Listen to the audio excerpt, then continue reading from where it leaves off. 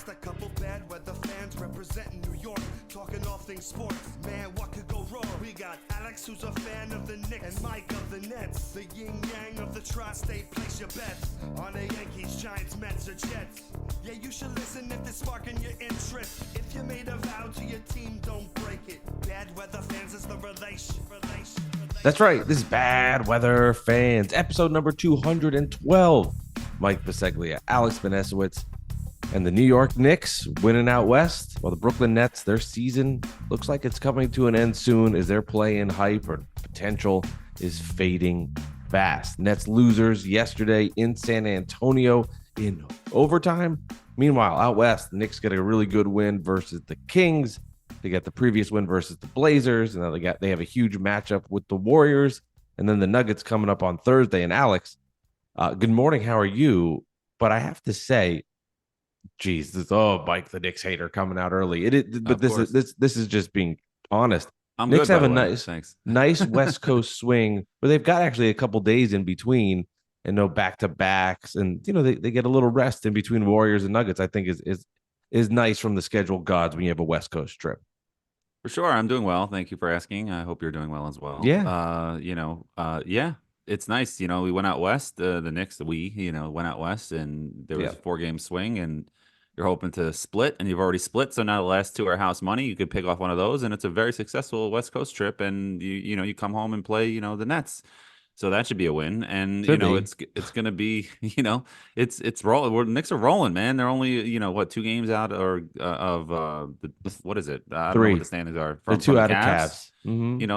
They're nipping at the heels there, man. We're coming. Rolling up the standings back again with OG Anunoby healthy. What is he, 16-2 with them with him in the lineup, which is crazy. Hartenstein's been playing great. Hartenstein has been playing great. It's been good to see, and it's good to be back on the podcast. Also, we did our WFAN shift last Sunday. That was fun, but it's good to be back here, and hopefully we'll do that again soon. And just away we go. Thanks everybody for the support. Yeah, no, it was a blast. It was a crazy opportunity, and we can definitely dive into some of that. It was a lot of fun. We can take people behind the scenes later in the episode. Yeah, later. Yes. I think would be fun as well. But yeah, Knicks get they get those 2 wins on the road, the house money, I guess. And just to sort of save you're on the Knicks radar, it's keep winning basketball games, get as healthy as you can going into the playoffs, and hope for the best. It was funny because earlier in this in the season and on episodes here on Bad Weather Fans, the question was asked, would you trade Julius Randle for Mikal Bridges? And at the time, I was like, absolutely not. You couldn't do that. Mikal has regressed a lot this season. I think a lot of it has to do with the fact that he has not missed a game since the Nixon administration and has played way too many minutes, back-to-backs. He hasn't missed a game in his whole life. And he's playing in these Team USA games. The guy basically needs a rest. But back to the Knicks part of it with Randle, I am intrigued, and I think Knicks fans should be as well, to what is going on with him and when he will come back, because he has not been cleared for contact yet. The Knicks have 14, 15 games left in the season. We're not now at the point of, it's January, but we'll see what happens when March comes. We're creeping up on April, and I think Knicks fans deserve to know an answer for Julius Randle. Unfortunately, I don't think you'll get one, and I think that's more of not letting to tip their hand for the other teams in the league. But at this point, I don't know how much of a advantage does that give you. I don't know. I don't want to jump on your comment. I was just like, yeah, go ahead. Then what are they waiting for? I mean, maybe they don't really know. Yeah. That's it. You're done. Okay. No, sorry. I mean, maybe they don't really know. There's 15 games left. What's going on? I'm sorry, man. I just had that thought, and I kind of ruined your train of thought. I apologize. No, you're good. No, but seriously, where is he? Yeah. What's going on? It's been very cryptic on his front. It has been, and I've been saying this on our podcast, and I said it on WFAN during our shift. The Knicks need 2 of the 3 back in order to make a run in the playoffs. You can't do it with 1 of the 3. You need 2 of the 3 of Mitchell Robinson, Julius Randle, and OG Anunoby. They got OG Anunoby back.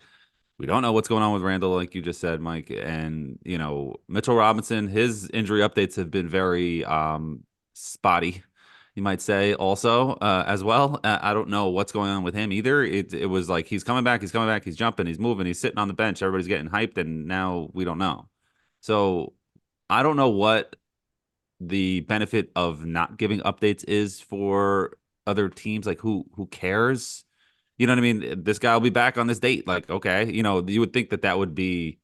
It's not a playoff series. You know what I mean? You're playing the Right. regular season. Like you can give the fans updates, but we know the Knicks never talk to the fans. Like the media, I mean, the executives never talk to anybody. You know what I mean? So they just throw Tibbs out there and let him just hang him out there to dry. You know what I mean?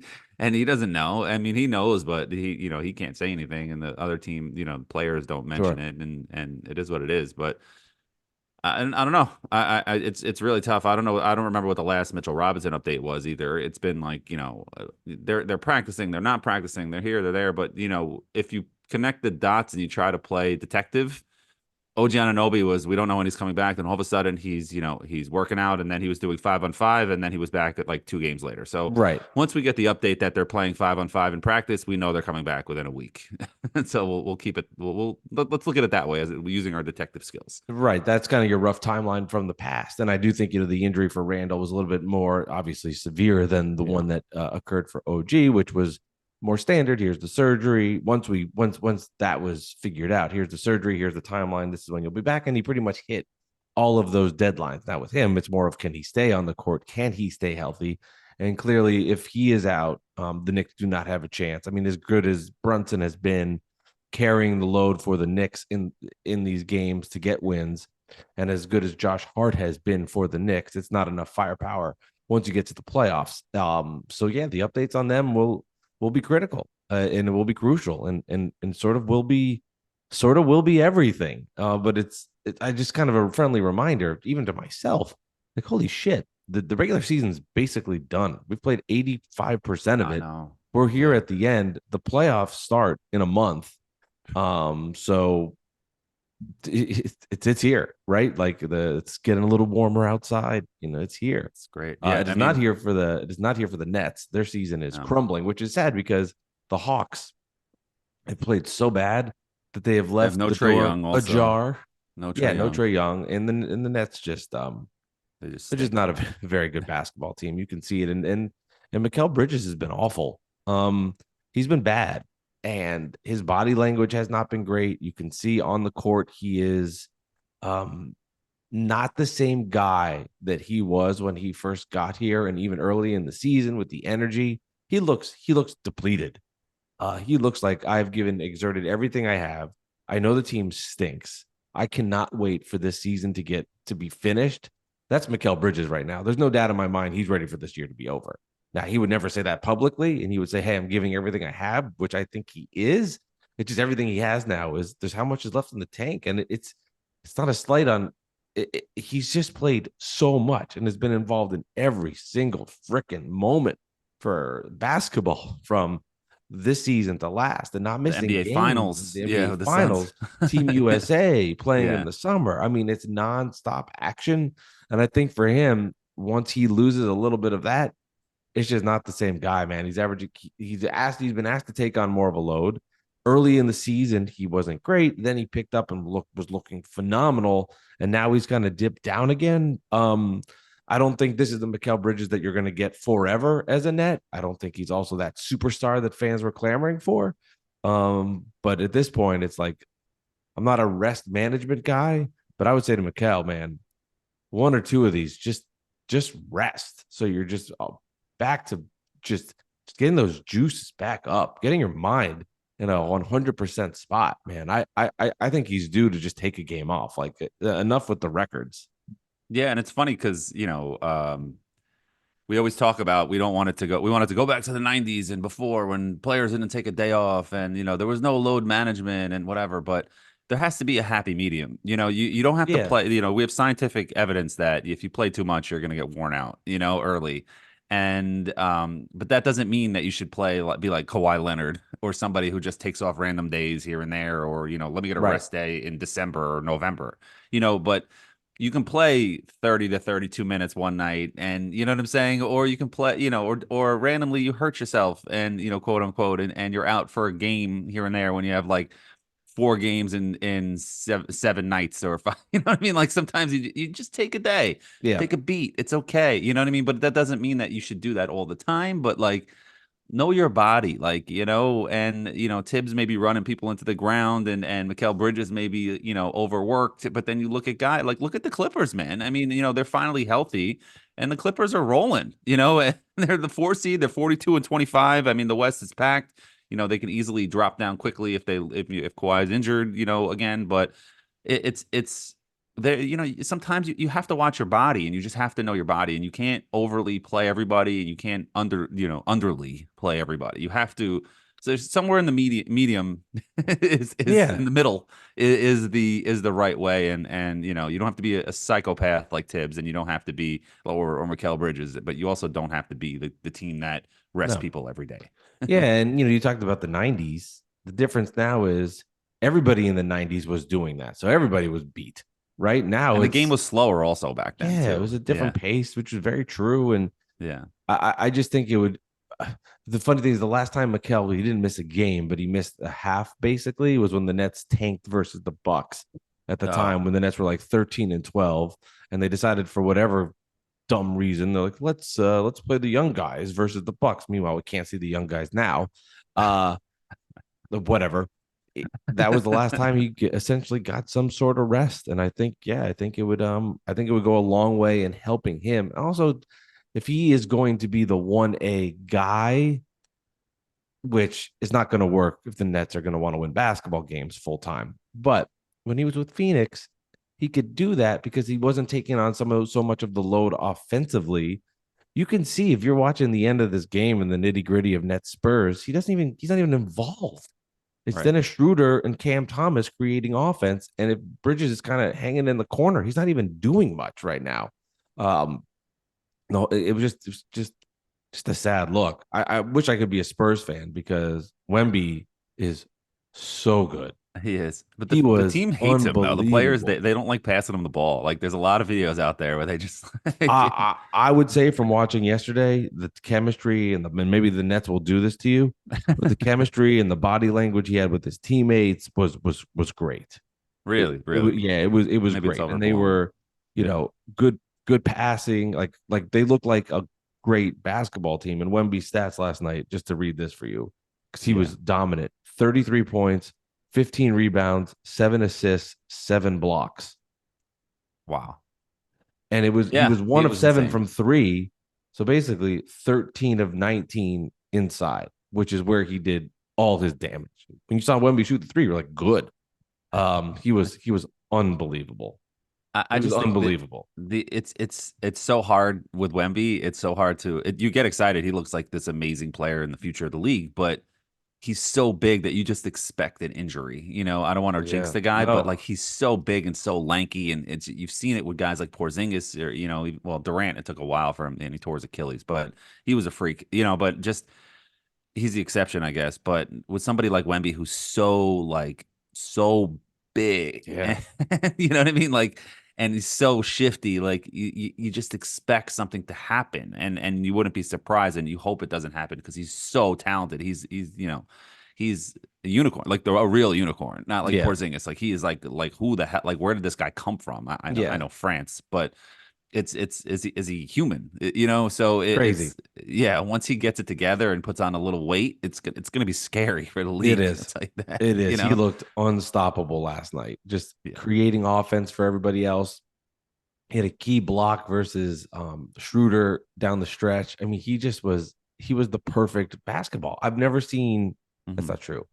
I have seen, but in recent memory, just somebody. And again, this was Nets Spurs in March with 2 bad teams, right? Just somebody that was so good. And by the way, Alex, when I was watching that game, at one point I thought to myself, I should pretend this is Game 7 of the NBA Finals, just to because it was a really good game. I mean, not that it to get nuance of it. It was a good, fun basketball game with 2 bad basketball teams.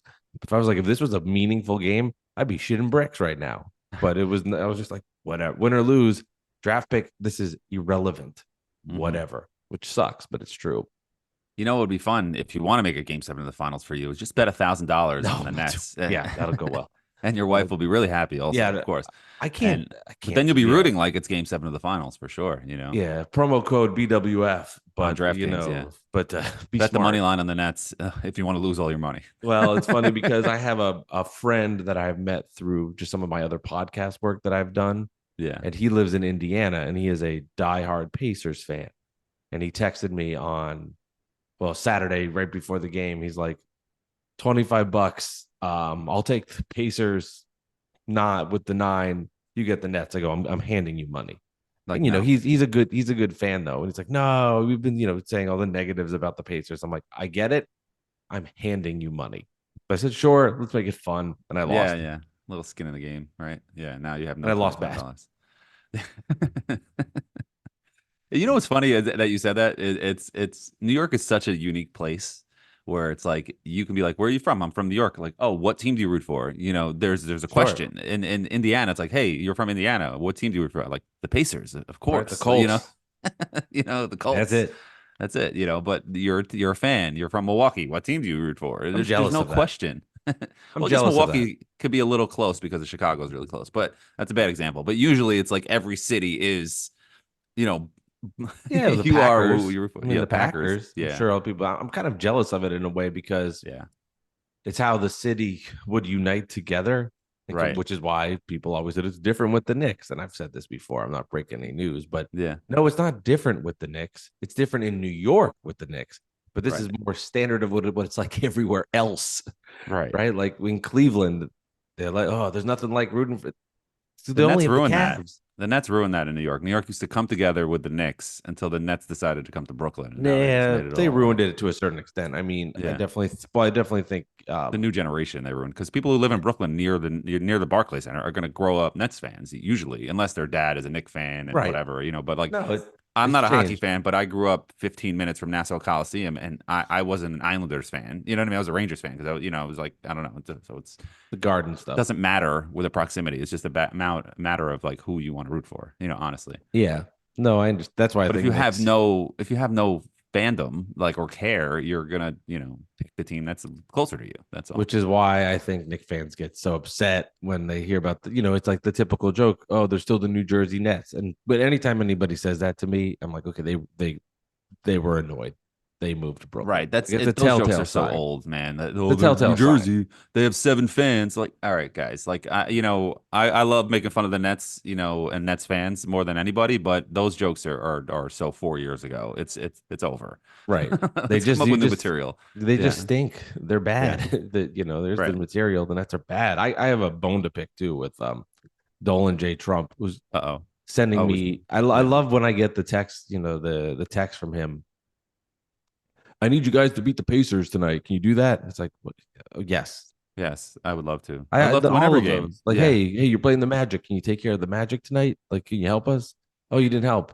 Come on, man. What do you want? The team sucks. Like, let's rally behind the Nets tonight, Dolan. Yeah, give me a break. And you take that clip too. It sounds like I'm talking about the owner. No, I'm talking about the incredible social media celebrity. That's the word. Dolan J. Trump, who I'm tongue in cheek with. I love, but come on, man. Like, stop sending these texts. If it was that easy, we'd win them all. And these Nets stink. Yeah, and I would like to publicly apologize to him. We wanted to get him on during our fan show, but our WFAN show, but we didn't have the time, and they didn't let us, and it was like a whole thing that was just didn't fit. And so sorry, but we can do a jersey number trivia now if you want to do it really quick. Do you want to do one? Yeah, give me a second to pull it. Give me a second to pull it up. We can do it for him. This is the one he gave us that we were supposed to do on WFAN, but we could not. So apologize again to him. I know he was disappointed, and I understand that. So Dolan_J_Trump on Twitter /X. We do jersey number trivia. I ask Mike Dolan J. Trump gives us clues.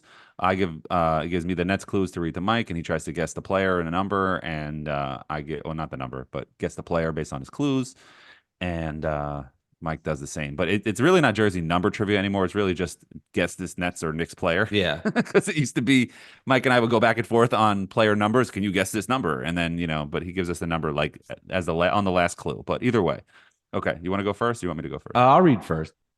Okay, go ahead. All right. He gave me 2, and then he thought the first one was too difficult, so we'll go with the second one. So I actually have a backup. Okay. He played 5 seasons in the NBA, 4 of them with the Knicks. Oh, Any guesses? no. He played in 167 games during his time in New York and started 40 games in 2018, averaging just under 11 points. So he scored a little bit. So 5 years of the team. He played basically? 160, 5 seasons in the league, 4 of them with the Knicks. Oh, 5 seasons in the league. 4 with the Knicks. Oh, wow. Okay, go ahead. 11 points per game in 2018, started 40. Okay. His career also featured a 1-year pit stop in Cleveland before returning to the Knicks in 2021, his final season in the NBA. And you can't Google, Alex. I see you I'm not Googling over there. No, I'm not Googling. So I just okay. read the clues. Yeah, go I ahead. just read the clues. Go ahead. He was drafted in the second round in 2017 after its 2017 draft after attending the same university as Quentin Grimes, Clyde Drexler, and Akeem Olajuwon. Oh, I know. Bzz. Okay, go ahead. He Go wore ahead. I number think I got it. 21 with the Knicks. Damian Dotson. You got it. Damian Yeah. Dotson. That was a good job. one. That was a That good was one. a good one. That was good. It Yeah. threw me off with the returning to the Knicks, but then I remember during the COVID year, they He came back. ran out of players and they brought him back just for like, hey, we know you. Come here, play Right. a couple games, please. Because they had everybody out with COVID. Right. Okay. Those COVID exception years, man, that was crazy. Yeah, look at the rosters those years. There's like 50 players on the roster. Crazy. Anyway, okay. This is yours, Mike. He Let's played do it. 8 years in the NBA with 2 of those with the Nets. Bzz. Oh, yeah, sure. Just showing you it works. Okay, so say that again. I wasn't even listening. 8 years in the buzz. NBA, 2 with the Nets. So 2 of the 8 years with the Nets. Okay, I don't know yet. Okay, he was the 23rd pick in the 2010 draft and played 4 seasons in Washington and 2 in Utah before signing as a free agent with the Nets in 2016. Say slow down for me, please. He was Speed it up just a minute. Yeah. 23rd pick in the 2010 draft and played 4 years in Washington and 2 in Utah before signing with the Nets in 2016. Okay, I might know. The half buzz. The half buzz. With the Nets, he appeared in 89 games and made 49 starts, where he averaged 10 points and 8 boards at power forward. I think I know who it is. He played his college ball in the ACC at the same university as Horace Grant, Eldon Campbell, wow, good name drop, Dale Davis, and Deshaun Watson. I don't know. Wait, I don't know where those guys went to school. Deshaun Watson, you should know. Football player. Oh, Deshaun Watson. Yeah, Okay. I don't know why he dropped that. That's I in my head I heard Deshaun team. Stevenson. I got it wrong, but now I know who it is. Okay, he was traded by the Nets. Is that an official buzz? Now, buzz. Yeah, Okay. I was wrong, but now I'm right. That the Clemson thing gave it away. Yeah, that's a kind of a random college basketball team. He was traded by the Nets to the Sixers in a deal that brought Jahlil Okafor and Nick Stauskas to Brooklyn. 2 draft busts. Wow, Yeah. that was some trade. He is cousins with the player the Knicks drafted ahead of Steph Curry, Jordan Hill. I didn't know that. I didn't know that either. That's a deep dive. With the Nets, he wore number 35. Booker. Yes, Trevor Booker. You got it. I actually at first thought it was Andre Blatch, which was my first guess. But then the Clemson thing gave it away, which I actually didn't know. I didn't know that. I mean, I knew Watson went there, obviously, but yeah, Andre Blatch was a great fantasy spot start back in the day when he was on Washington. He played well with the Nets. He had some good moments. Yeah, he was Washington before that, I think, right? Yeah, it was. It was either right before or right after, but I think you're right. I think it was right before. That was fun. Thank you, Dolan, for the trivia. Appreciate it. Sorry again, but I would have been frozen on the radio saying that. I would have Googled and cheated. I'll tell you right now. Oh yeah, absolutely. You got to look smart on the radio. There's no video. I would have Googled that in a second. Maybe Robbie will video you. Yeah, I would have totally done that. I would have cheated. I'm not gonna ashamed to say it. I won't do it here. I would have absolutely. Oh, 100%. I would have gone on the internet and looked. Although I couldn't get my internet to work, so on my phone, which I figured out, I fixed. The whole time Mike couldn't connect to the Wi-Fi on his I figured it out later, but I use everything through my phone. My internet was one thing had to be slid over. Yeah, but it worked. The Jets sign Tyron Smith. That's great. What's his injury history? Is that how you pronounce it? Tyron Smith. Tyron. I think Tyron Smith. Yeah. whatever. They just signed him, number 77 from the Cowboys, star left tackle, 8-time Pro Bowler, All Pro. He's been hurt a lot, but Well, with the that's the Jets, key. everybody that they sign, give me 1 year. 1 year. Just give me 1 year. I need 1 full year with Aaron Rodgers and a full slate of players that are here to win. And then what happens after this year, I don't care, because you can reset. You can fire everybody after this year. Give me 1 year. I don't want to hear about 4 years for Aaron Rodgers. I don't want to hear about any of that. Give me 1 year. You can run for vice president and do nonsense, whatever. After that, you can't tell me 4 years when you can't play more than 4 plays. Okay, Aaron? Give me a year. 1 year. Let's go for it. And they're going for it. They're meeting with Mike Williams. Let's go. Let's just stack the deck for this year like the Rams did and then won a Super Bowl. Let's go. I guess Mike Williams is an upgrade, but I wouldn't say, I wouldn't get Yeah, but it's super better than bringing it's an back Corey Davis from no, it's an retirement. upgrade. Yeah, It's an so. upgrade. It's an upgrade. And I think I'm a big believer now, and I think the Giants have done this as well. Uh-huh. Especially drafting O linemen is so risky. It's almost better. Right. Yeah. Just sign guys that have proven that they can do it, because Runyon, who the Giants just selected, or excuse me, who just signed, he was a 6th-round pick in the draft, and he played really well and earned his big contract with the Giants. Right. So there's no guarantees. Then you look at the Giants and their lack of history in the first round and how bad they've been with guys outside of Andrew Thomas. Why take the risk? Sign veterans you can plug in there and play well, especially if you have an older quarterback like the Jets.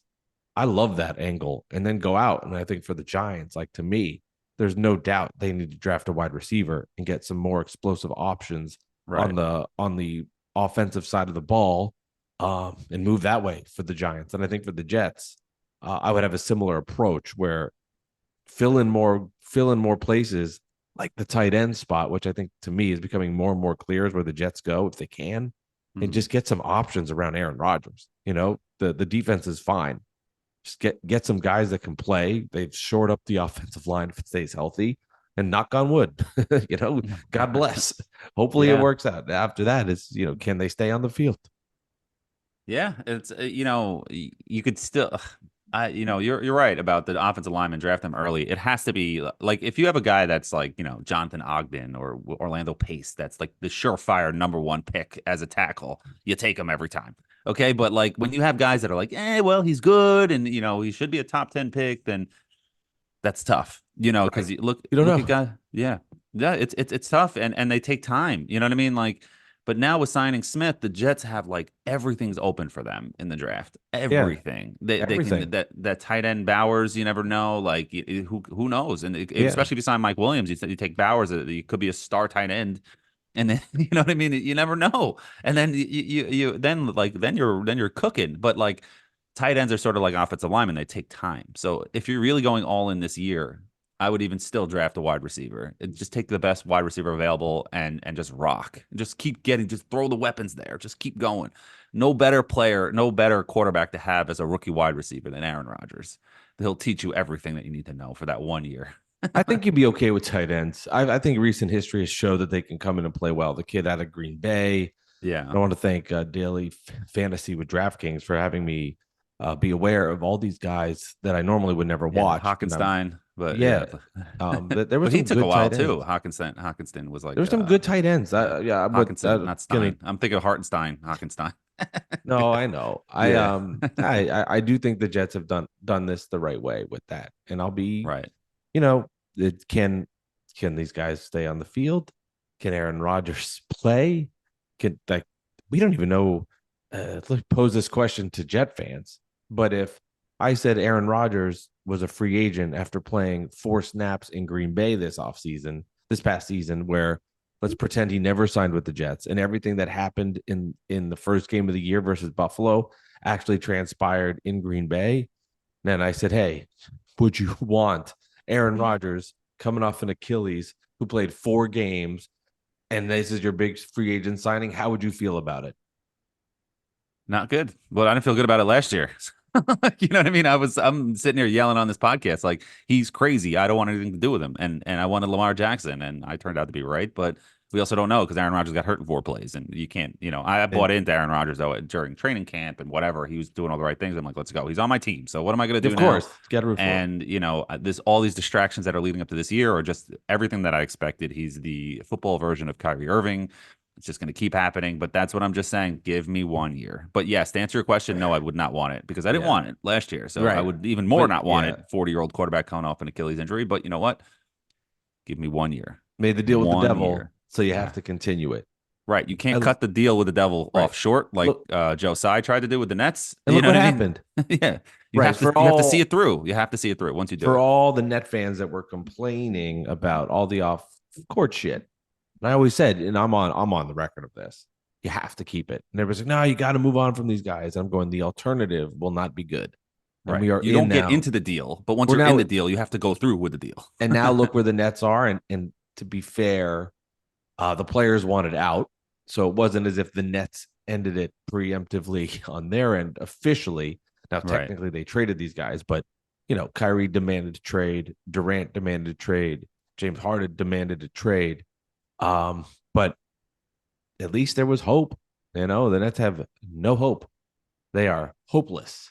Right. And look at the Cavs franchise. With the Cavs, when LeBron left in the decision, Dan Gilbert put out that letter. He's like, we'll win a championship before, screw LeBron, whatever he said in a professional way. But then you know what? He swallowed his pride and took him back. And he just got out of the way and said, LeBron, do your thing, and they didn't like each other, but it was bigger than Dan Gilbert's ego. And he saw that and he let him come back and he said, all right, whatever. And they won a title. That's it. And it just now he's got his franchise back and they're building it up the quote unquote right way, Mike. And they're average team that could make a run, could not make a run, but he's got his franchise back, but he's not going to win a title. I will say seeing Donovan Mitchell when he is out and how bad the Cavs look gives me more hope that if the Nets were to get him, that maybe he could elevate everybody because of just how bad they are without Donovan Mitchell and how good they are with him. I'm almost like, and I don't have the Cavs splits in front of me, and I wish I did. You go inside Cavs, yeah. But it does make me feel better. Like, okay, when he's out, the Cavs are awful.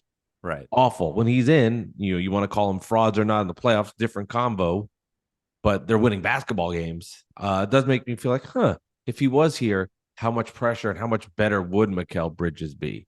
How much better would Cameron Johnson be? And so on and so on. So it definitely makes me feel even more adamant that he has been that good for the Cavs. Also been 1 year in the playoffs for these Cavs. Like you look at the Knicks from the 2021 year, the 4 seed. I always forget what year that was because COVID sort of ruined my year. I don't either. Whatever year that was. They were the 4 seed and they lost in the first round and came back 2 years later and won a round. So, just because the Cavs lost in the playoffs last year in the first round doesn't mean that it's going to happen again. It could because they were shook, like legitimately shook. Yeah. But we'll see. We'll see what happens. Yeah, I need the Knicks to stay in that 4 seed spot. That's where I want them. Like 4 or 5, beat the Magic in 5. That'll be the trendy pick. Knicks in 5. I already know that. But then you can be excited because you never know if the Magic beat the Knicks, then the Knicks will be embarrassed in the first round. And then you got the Celtics in the next round. And I'm like, you're fucked. Yeah. Well, not necessarily. I mean, yeah. In theory, yes, you're fucked. But that's kind of like but then you beat the Celtics. Now you got those Cavs in the Eastern Conference Finals. But Sixers are the 8 seed. I know we got the play-in tournament and all that stuff going on. But if the Sixers Celtics in that first round and Embiid come back, is he coming back or is he done? We don't know. That would be crazy. Can you imagine that first round matchup of Embiid Sixers? I still think the Celtics would kill him. Yeah, because I have. But that's still crazy. And I do respect the Celtics on this front. When the Nets were the 7 seed, and that was when they were in the play-in, and they got healthy at the end with Durant and everybody. Yeah. With Durant and Irving. Now Harden was gone. And it was Ben Simmons who wasn't available. The Nets ended up with the 7, and the Celtics were like, we want them. They didn't shy away from it. They were like, we don't give a shit. And Keith McPherson wanted them too. Wanted the Celtics. Well, that was we want Boston. I did. And the Celtics, that game 1 disaster, game 2 almost disaster. As much. But you saw Boston, they were just like, fuck it. I don't think they care. I think they're that locked in. They wouldn't. But I hear you. A healthy Embiid would be scary. Can you imagine that you win close to 70 games and you get Embiid and the Sixers in the first round? You know what I mean? Like that'd be crazy. That's just bad luck, man. You expect like a layup team like the Nets or like the Hawks or the or the Bulls. Bulls, like as a first round matchup, you win in Well, 4 or 5 and you get to rest a little bit. And Yeah, I instead mean you the Heat you are get the the 7th Sixers. seed, and their track record last year, if they're in Yeah. the play-in, I don't think Jimmy I'd rather Butler though is play always Embiid and the hurt this Sixers year. than the Heat. Jimmy Butler's been a walking injury this year, though. I know. I think the Heat might be a little spent, to be honest. But we'll see. It could Once they be. get to the playoffs, you never know. And Duncan Robinson's been going off as well, so and he's back to being I himself. So I do love how Knick fans don't like the Magic because they think they talk a lot, but oh yeah, it's funny because I'm like, Knicks, all they do is talk. you realize this is why you two teams fight. It's because Yeah. but your whole like you love Josh Hart as you should. He talks a Oh, lot. every team hates Josh Hart, right? Right. Like the fans on the other teams hate. But if Josh he's on Hart. your team, you love him. But when it's the Magic, they got to know better. They're younger. They shouldn't be talking. Knicks, we represent New York. We're loud. This is what we do. And I'm just like walking contradiction. Now you should love Josh Hart, and Right. if he was on my team, I'd love him too. But I hope you understand why the Magic annoy you is the same reason why some of the Knicks players annoy the other teams, which is good. You need guys like that, which is why I loved Kenyon's my favorite net of all time because he came to the Nets and didn't give a shit. He changed the narrative with them where he was like, I'm going to go in the Garden and shit talk as opposed to not feeling that way. So I totally get you. I just want you to, I'm not going to kiss the rings like Rex Ryan said to Belichick, and we loved Rex Ryan for it, but course. everybody hated Rex Ryan. Right. Exactly. I get it. I just even if the Knicks get to 3 and they play the Pacers at 6 in the first round, that's a tough matchup too. Like the Pacers are so low because Halliburton was out most of the year, so it's going to be a tough first round no matter what. No, it is. I mean, if you're the Knicks and you have title aspirations and you get the Pacers as your 3 seed, I mean, most likely you would get the Bucks next. Halliburton's also never been to the playoffs too, right? Halliburton's never been in the playoffs, so that'd be tough for him. I guess think he's not. been there. No, yeah, no, Kings it's hard didn't make it. So no, yeah, so that'll be Sabonis is good. Yeah, Sabonis is. Well, he's in Sacramento. I know, but I'm just saying from that trade, that guy has problems. Like, well, yeah, we just saw him against the Knicks, so that's probably Sabonis is. Yeah. He's really good. Trouble. And De'Aaron Fox is a superstar. You love If he was on any other team, I love De'Aaron Fox. Yeah. I wish he was. I wanted the Knicks to trade for him so bad 5 years ago or whatever. Yeah, no, not now. Now I'm good, but before that, he's just one of those guys. If he was on a different team, he would be like one of the faces of the league. But because he's on Sacramento, he gets no love. But whatever. Unless the Knicks Kings finals, we'll get the love then.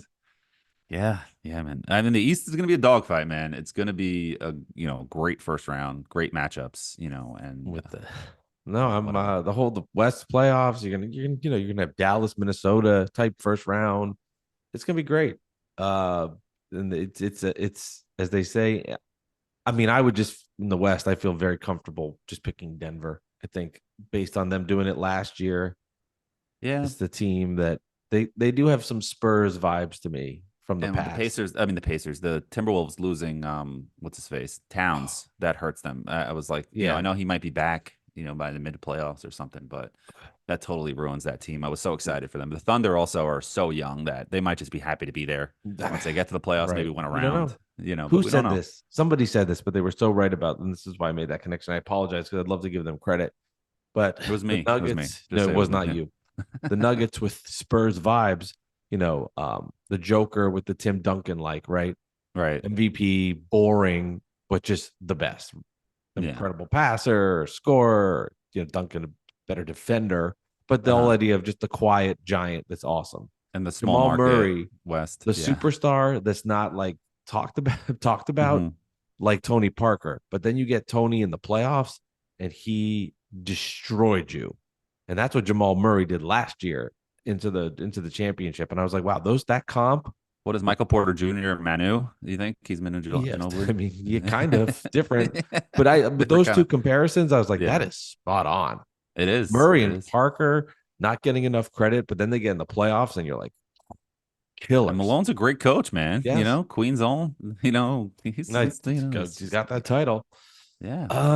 All right. This has been a little bit bad weather fans. Are you excited about Drew Lock with the Giants? I mean, No. No, I have no. I just had to give you a Giants point. Yeah. All right. The Giants quarterbacks stink. Yeah. It's been Bad Weather Fans, episode number 212. Don't forget to check out our previous episode. It was a bonus ep. That is behind this. That is our hour talking Knicks on the fan and a little Nets. So you want to go ahead and check that out as we gear up for the playoffs. Don't forget to follow us on Twitter at Nick Central for Alex. At Mike Delivers. And if you are interested in being Mike Delivers Pod, thank you for correcting me on my own Twitter handle. If you're interested in getting involved with Bad Weather Fans and you want to advertise with us, please hit us up. Badweatherfans at gmail.com. Yeah. Send us an email if you have a business. We're always looking to get involved with some good people and promote you guys. So always welcome there. And Alex, for all our new listeners that started listening from hearing us on WFAN, we do record this once a week. We just didn't last week because the WFAN was a long show and we had a lot going on. So we're like, we can use this as our episode for the week, but we do this once a week. We'll have some exciting guests coming up. And I love your full transparency, Alex. Full transparency. Full transparency. Yeah. You got to be honest with the people. I'm not a liar. I'm an honest guy. Okay. Too honest in some ways. Mike, you're gonna yell at me after this. Shouldn't have said that. No, it's all good. All right, Alex. I'll talk to you later, bud. All right, guys. See you, man. Bye. Thank you. I mean, not guys. You. Thank you. Not guys. Bye.